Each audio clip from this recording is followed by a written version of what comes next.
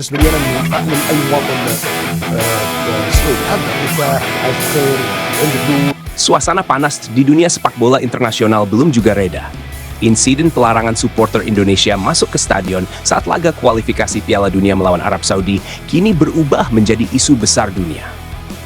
Apa yang awalnya dianggap sekadar kesalahan teknis, kini menjelma menjadi badai diplomatik yang mengguncang hubungan antar negara.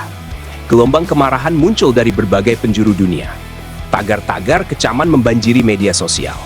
Suara protes datang bukan hanya dari tanah air, tapi juga dari negara-negara Muslim lain yang merasa luka atas perlakuan terhadap saudara seiman mereka. Tekanan begitu besar hingga akhirnya sosok tertinggi Arab Saudi pun turun tangan. Pangeran Mahkota Muhammad bin Salman, sosok yang dikenal jarang bicara soal sepak bola, akhirnya memecah keheningan.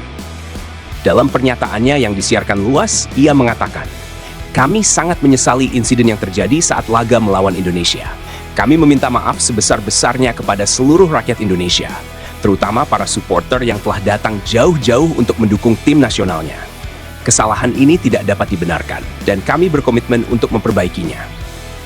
Kata-kata itu terdengar tenang, namun di baliknya tersimpan tekanan luar biasa. Sebab permintaan maaf ini muncul bukan tanpa alasan. Gelombang kemarahan datang tak terbendung.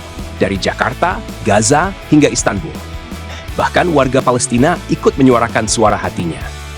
Seorang aktivis Palestina berkata dengan nada getir, "Kami sangat menghormati Indonesia. Mereka selalu mendukung kami dalam situasi tersulit. Melihat supporter Indonesia diperlakukan seperti itu di negeri Muslim sendiri, sungguh menyakitkan." Ucapan itu menggema di berbagai platform internasional. Dunia mulai mempertanyakan, apakah ini hanya kesalahan teknis atau ada sesuatu yang jauh lebih dalam? Setelah permintaan maaf MBS, reaksi dunia pun terbelah dua. Sebagian menilai langkah itu sebagai bentuk tanggung jawab seorang pemimpin. Namun, tidak sedikit yang meragukan ketulusannya. Sebab hingga kini belum ada kejelasan siapa yang benar-benar bertanggung jawab. Belum ada sanksi, belum ada kompensasi, belum ada tindakan nyata bagi ribuan supporter Indonesia yang merasa dikhianati. Tagar maaf bukan cukup dan Justice for Supporter Indonesia menggema di dunia maya. Ribuan komentar memenuhi lini masa. "Permintaan maaf boleh saja, tapi kami ingin bukti. Kami ingin dihargai," tulis salah satu supporter yang gagal masuk stadion. Di sisi lain, kepolisian Arab Saudi turut mendapat sorotan tajam. Mereka disebut sebagai pihak pertama yang harus bertanggung jawab. Usai permintaan maaf sang pangeran, juru bicara kepolisian Saudi mengatakan, "Kami akan melakukan evaluasi besar-besaran terhadap prosedur keamanan kami. Kami akan memastikan hal seperti ini tidak akan terulang lagi." Namun publik tak mudah percaya. Bagi banyak orang, ucapan tanpa tindakan hanyalah janji kosong. Ribuan supporter yang telah menghabiskan waktu, tenaga, dan biaya kini menanti keadilan yang nyata. Tekanan terhadap MBS terus meningkat. Isu ini menyentuh dua hal yang sangat sensitif. Citra internasional Arab Saudi sebagai tuan rumah pertandingan besar dan hubungan diplomatik dengan Indonesia yang selama ini terjalin erat atas dasar keimanan dan persaudaraan. Para pengamat menilai, bila masalah ini tak segera diselesaikan, maka dampaknya bisa panjang. Bukan hanya pada reputasi Arab Saudi, tapi juga pada rasa persaudaraan di dunia Muslim.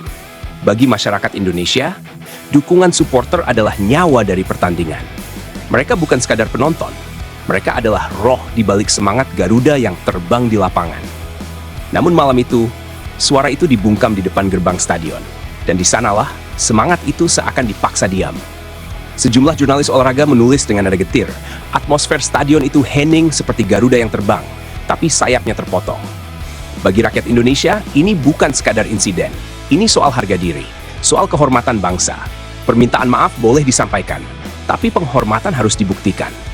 Sementara itu dari Timur Tengah, suara dukungan terus berdatangan. Perlakuan seperti ini terhadap saudara kami dari Indonesia benar-benar memalukan. Bagaimana mungkin di tanah suci Islam, supporter dari negara Muslim terbesar diperlakukan seperti musuh? Itulah isi pernyataan yang viral di berbagai media. Mereka menegaskan, Indonesia bukanlah orang asing. Indonesia adalah saudara. Selama ini selalu berdiri bersama dunia Arab, terutama untuk Palestina. Namun malam itu, saudara mereka justru diperlakukan seperti orang yang tak diinginkan. "Saya menangis melihat video supporter Indonesia ditolak di depan gerbang stadion," tulis salah satu jurnalis Arab. "Mereka datang membawa bendera, nyanyian, dan cinta. Tapi mereka dibalas dengan penolakan. Ini bukan hanya soal sepak bola, ini soal martabat dan persaudaraan. Kini, dunia menatap ke Riyadh, menanti langkah nyata. Apakah permintaan maaf itu hanya janji politik semata, atau benar-benar menjadi awal dari perubahan?